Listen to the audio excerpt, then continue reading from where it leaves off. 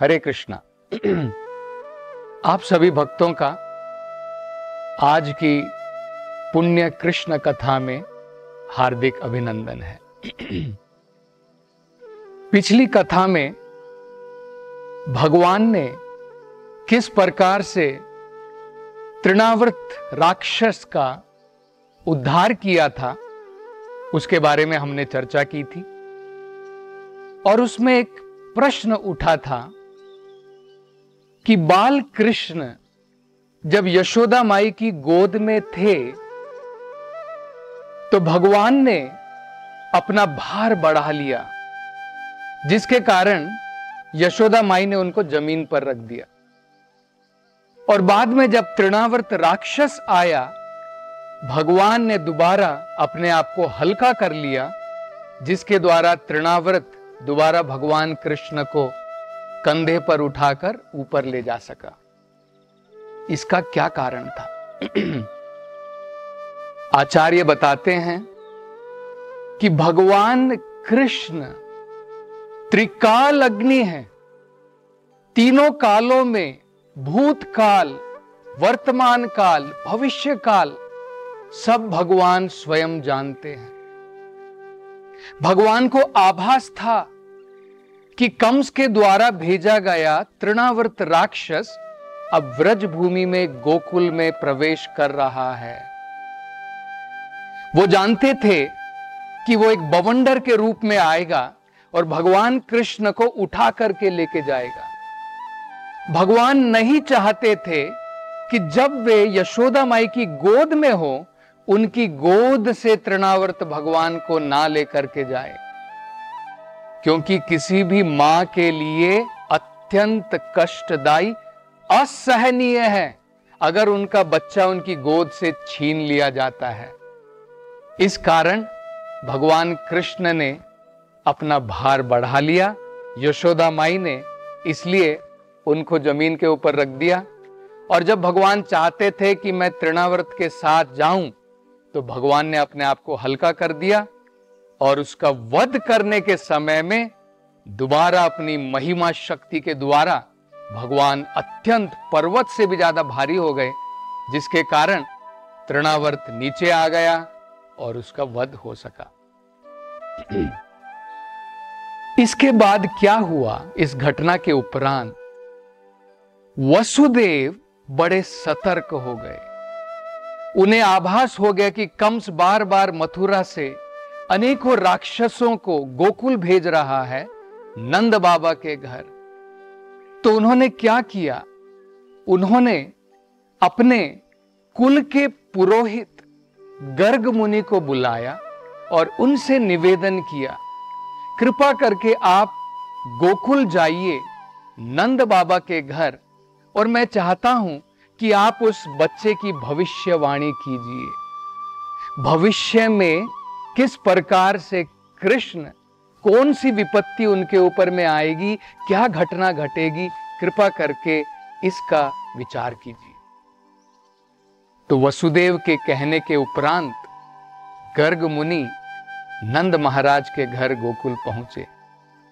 नंद महाराज ने गर्ग मुनि का अत्यंत हृदय के साथ में स्वागत किया, उनका अभिनंदन किया और उनसे एक बड़ी सुंदर बात कही। नंद महाराज कहते हैं कि हे श्रेष्ठ ब्राह्मण, आप ब्राह्मणों में भी श्रेष्ठ हैं, आपको पूरी ज्योतिष विद्या का भी ज्ञान है, लेकिन आप जैसे महान संत हमारे गृहणियों के जीवन में, गृहस्थ के जीवन में केवल इसलिए आते हैं कि आप उनको कुछ आत्म साक्षात्कार का ज्ञान प्रदान कर सके, और कोई कारण नहीं है।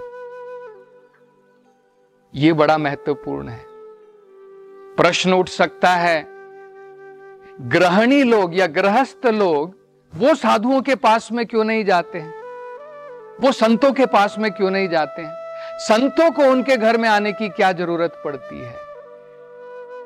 तो नंद महाराज कहते हैं गृहिणी जो होते हैं, जो अपने घर से बहुत अत्यधिक आसक्त हैं, ऐसे व्यक्ति दीन चेतसाम, दीन चेतसाम का मतलब होता है पुअर हार्टेड, मतलब उनका हृदय विशाल नहीं है, कृपण हो गया है। वो सोचते हैं कि मेरे जो घर की जो अनेकों प्रकार की जिम्मेदारियां हैं, परिवार की जिम्मेदारियां हैं, वो मेरी प्राथमिक, वो मेरे जीवन में प्राथमिक है। ये आध्यात्मिक ज्ञान वगैरह ये सब द्वितीय है, ये बाद में देखेंगे। तो दीन चेतसाम, उनके ऊपर दया करके ऐसे महान संत इन गृहिणियों के घर में जाते हैं और उनको ये आत्म साक्षात्कार का ज्ञान प्रदान करते हैं। उसके बाद में नंद महाराज ने निवेदन किया कि आप मेरे घर में आए हैं, हमें ये आत्म साक्षात्कार का ज्ञान आपका एक प्रकार से संग देने के लिए आप आए हैं, इसलिए मैं आपसे प्रार्थना करता हूं, कृपा करके मेरे दोनों बच्चों का नामकरण कीजिए। आपके जैसे महान संतों के द्वारा मैं चाहता हूं उनका नामकरण हो। गर्ग मुनि ने कहा, नंद महाराज, आप मुझे ये नामकरण समारोह करने के लिए कह रहे हैं, लेकिन शायद तुम्हें ये ज्ञात नहीं है कि कंस अत्यंत भयभीत है। वो उस बच्चे को ढूंढ रहा है जो उसका काल बन करके आया है 8वें पुत्र के रूप में। मैं यदुकुल का कुल पुरोहित हूं, और अगर मैं ये समारोह करूंगा तो उसको संदेह पैदा हो जाएगा कि हो ना हो यही वो पुत्र है जो वसुदेव का पुत्र है और अब नंद बाबा के घर में है।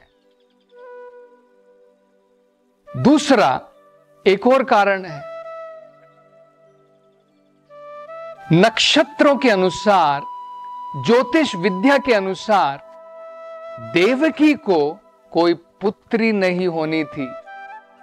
यह संदेह भी कंस को है, उसे ज्ञान है। ज्योतिष शास्त्रों के अनुसार देवकी को पुत्री का जन्म नहीं है। और जब उसने 8वें उस पुत्री का वध करने का प्रयास किया, उस समय उस 8वीं पुत्री ने जब उसके हाथ से फिसल करके आकाश में गई, तो उस योग माया ने भी कहा कि कंस, तुम्हारे मृत्यु का कारण इस समय कहीं पर जन्म ले चुका है। इसके कारण भी अब वो उस बच्चे को ढूंढ रहा है। और ऊपर से कंस को ज्ञान है कि तुम और वसुदेव संबंधी हो, तुम्हारा परस्पर अनेकों प्रकार से संबंध बना हुआ है। इन सब कारणों के कारण अगर मैं ये समारोह करूंगा तो जरूर कंस को संदेह हो जाएगा और वो फिर और तेजी के द्वारा गोकुल में अनेकों प्रकार के संकट पैदा करेगा। लेकिन नंद महाराज इन साधु संत उनके घर में आए थे, ये अवसर वो खोना नहीं चाहते थे। इनके हाथों के द्वारा, इनके द्वारा ही जो है मेरे बच्चों का नामकरण हो, वो बहुत महत्वपूर्ण है। देखिए, ये बड़ा महत्वपूर्ण संदर्भ है। जब हम जन्म लेते हैं इस भौतिक संसार के अंदर में, हम जो हैं अशुद्ध होते हैं। कहा जाता है वेदों में, जन्म जायते शूद्र, जन्म से हम लोग सब शूद्र हैं। संस्कारात भवेत द्विजाहा, संस्कारों के द्वारा मात्र हमें जो है दोबारा जन्म मिलता है। पहला जन्म माता पिता के द्वारा, बाद में आध्यात्मिक ज्ञान के द्वारा और ये संस्कार के द्वारा हमें दूसरा जन्म मिलता है जो शुद्धिकरण होता है। तो इस प्रकार से नामकरण एक शुद्धिकरण है। तो ये अवसर नंद महाराज नहीं खोना चाहते थे।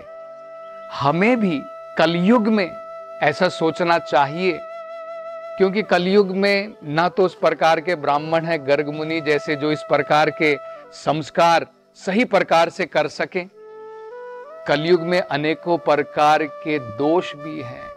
कलौ दोष निधे राजन, सब उलट पुलट है। इसलिए वेदों में कहा है सबसे बढ़िया तरीका हमारे बच्चों को शुद्ध करने का, हमारे जीवन को शुद्ध करने का, शरीर को शुद्ध करने का, आत्मा मन को शुद्ध करने का, हरेर नाम हरेर नाम एव केवलम।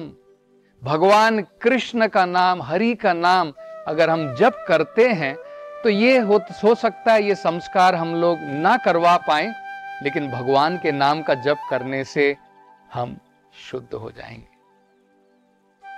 तो नंद महाराज ने क्या कहा? नंद महाराज ने कहा गर्ग मुनि से, हम ऐसा करेंगे, बड़े जोर शोर से ये नामकरण समारोह आयोजित नहीं करेंगे। क्यों ना हम ऐसा करें, मेरी जो गौशाला है उस गौशाला में गुप्त रूप से आप जो है केवल मंत्रों का उच्चारण कीजिए और बाद में जो है उसी प्रकार से हम जो है अपने बच्चों का नामकरण करेंगे।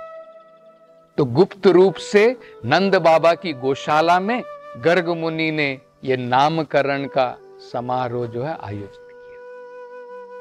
तो सबसे पहले उन्होंने बलराम जी के बारे में बताया। उन्होंने कहा ये जो रोहिणी के पुत्र हैं ये 3 अलग अलग नामों से जाने जाएंगे। पहला, क्योंकि ये अपने सारे परिवार को, आपके परिवार को और जितने भी सुहृद हैं, जो भी आपके परिवार से जुड़े हैं और बाकी सब लोगों के लिए भी आध्यात्मिक आनंद प्रदान करेंगे, इसलिए ये बलरामा कहलाएंगे। रामा का मतलब होता है जो आनंद प्रदान करते हैं। और क्योंकि इनके अंदर में अत्याधिक शारीरिक एवं आध्यात्मिक बल है जिसके द्वारा हम आध्यात्मिक प्रगति कर सकते हैं, इसलिए ये बलदेव कहलाएंगे। ये जो बल है ये केवल शारीरिक बल नहीं है, ये बल मतलब होता है आध्यात्मिक बल जिसके द्वारा हम आध्यात्मिकता में प्रगति कर सकते हैं। और तीसरा उन्होंने कहा आपका पुत्र, क्योंकि आपके परिवार, नंद बाबा के परिवार और वसुदेव के परिवार, उनमें प्रीति जुड़ाएगा, उन दोनों को आपस में जुड़ाएगा, इसलिए इनका नाम संकर्षण भी होगा। तो इस प्रकार से गर्ग मुनि ने 3 नाम रोहिणी पुत्र को दिए, बलराम, बलदेव और संकर्षण। और जब कृष्ण की बारी आई तो उन्होंने एक बड़ा सुंदर श्लोक कहा।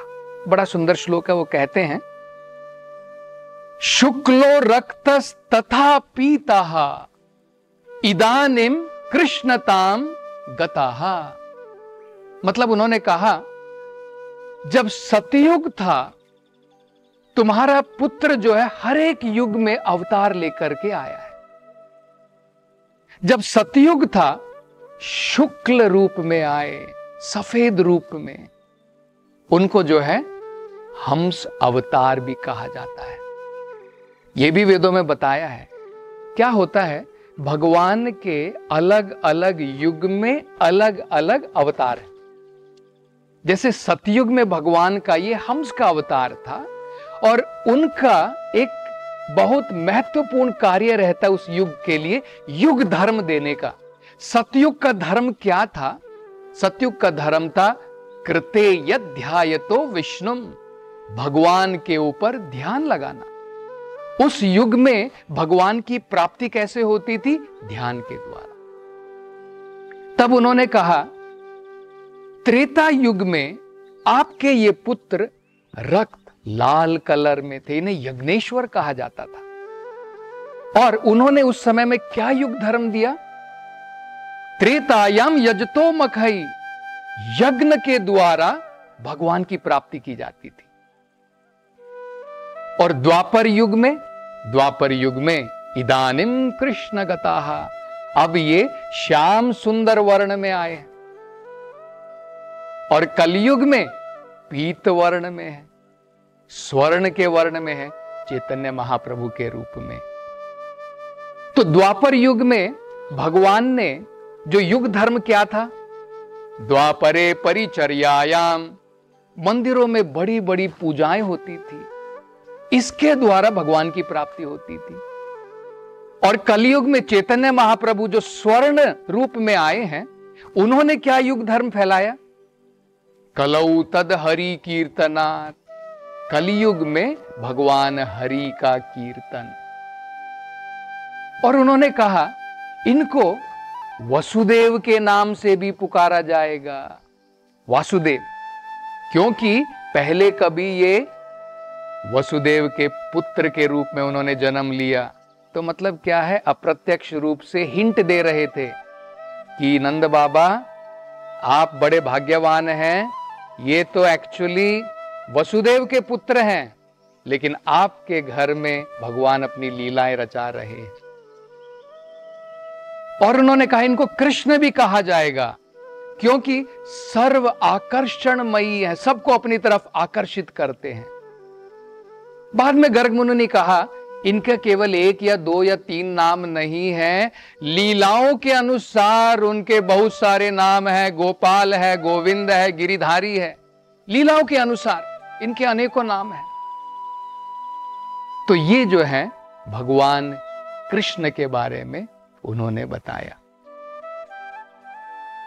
अब हम आगे देखेंगे कि इस नामकरण करने के पश्चात जब गर्ग मुनि वापस चले गए, कृष्ण और बलराम उन्होंने किस प्रकार से नंद बाबा और यशोदा माई और सारे व्रजवासियों को अपनी अनेकों प्रकार की बाल लीलाओं के द्वारा किस प्रकार से आध्यात्मिक आनंद के अंदर में डुबो दिया, उसका हम जो है थोड़ी चर्चा करेंगे अगली कथा। हरे कृष्ण।